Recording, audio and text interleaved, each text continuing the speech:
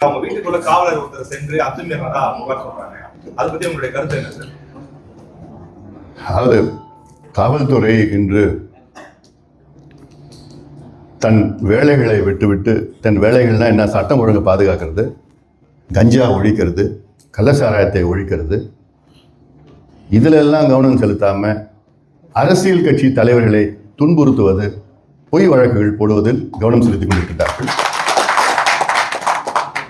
தமிழ்நாட்டில் கடந்த மாதத்தில் மட்டும் எத்தனையோ பெண்கள் பாலியல் வன்கொடுமைகளுக்கு ஆளாக்கியிருக்கின்றார்கள். 6 பேர் சேர்ந்து பலாத்காரம், 5 பேர், 3 பேர், கல்லூரிகள், பள்ளிகள், குழந்தைகள் 5 வயது 7 வயது. கேட்டால் காவல்துறையில் இது தனிப்பட்ட சம்பவம், நாங்கள் அங்கே போய் எப்படி இருக்க முடியும்னு ஒரு சொல்றதே அசிங்கமாக இருக்கிறது.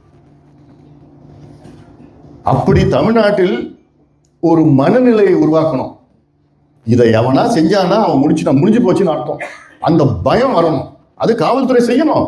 இதை விட்டுட்டு எவனோ ஒருத்தன் கேஸ் பண்ணினாலும் அவனை மத்திய பிரதேச போய் தேடிட்டு வரான். ஒன்றும் இல்லாத கேஸ், அது ஒண்ணுமே இல்லை. இப்போ அன்னைக்கு எங்க கட்சிக்காரங்க ஒண்ணுமே இல்லாத கேஸ் மத்திய பிரதேச உத்தரப்பிரதேச கோயிலுக்கு போனான். இங்கிருந்து ஒரு டீம், ஸ்பெஷல் டீம், அவனா தீவிரவாதியா?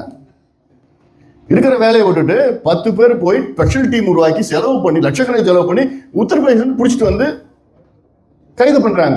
3 நாள்ல வெளியில் வந்துட்டான். அது வேற கேஸ் இருந்தா தானே. இதை விட்டுட்டு இதெல்லாம் ஒரு பயம் இல்லையே தமிழ்நாட்டில். ஏன் இதெல்லாம் பெண்களுக்கு எதிரான வன்கொடுமை நடக்குதுங்க? கஞ்சா, போதை, மது, இதுதான். நீங்க டிவியில போயிட்டு, மக்களே உங்கள் தந்தையாக நான் சொல்கின்றேன், போதை பொருட்களை பயன்படுத்தாதீங்க சொன்னா போதுமா? கையெழுத்து போற நிலையில நீங்க இருக்கீங்களா? நீங்க கையெழுத்து போட வேண்டியதானே? காவல்துறை உங்ககிட்ட தானே இருக்கு. கஞ்சா ஒழிக்கிறதுக்கு எங்க கிட்ட 1 மாதம் கொடுங்க. காவல்துறை எங்க கிட்ட என் பொருளை கொடுங்க. 1 மாதம்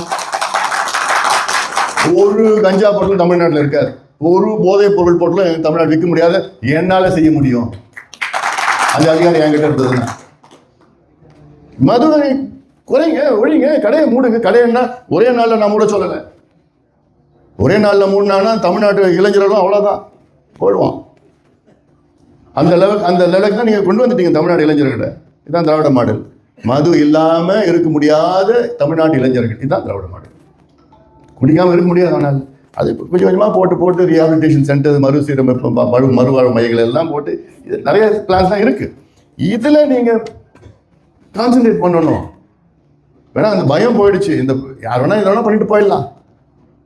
அண்ணா பல்கலைக்கழகம் போன்ற எவ்வளோ உதாரணங்கள் இருக்கு. கடலூர்ல கூட நம்ம பொருளாளர் சொன்னாங்க இதே ஒரு சம்பவம். கடலூர்ல நிறைய வெளியில் வரமாட்டேது, பயப்படுறாங்க, குடும்பம் பயப்படுறாங்க. அவன் பெண்ணுடைய எதிர்காலம் போயிடும்லாம் இருக்குது. இல்லை அப்போ இதில் கவனம் செலுத்தணும்.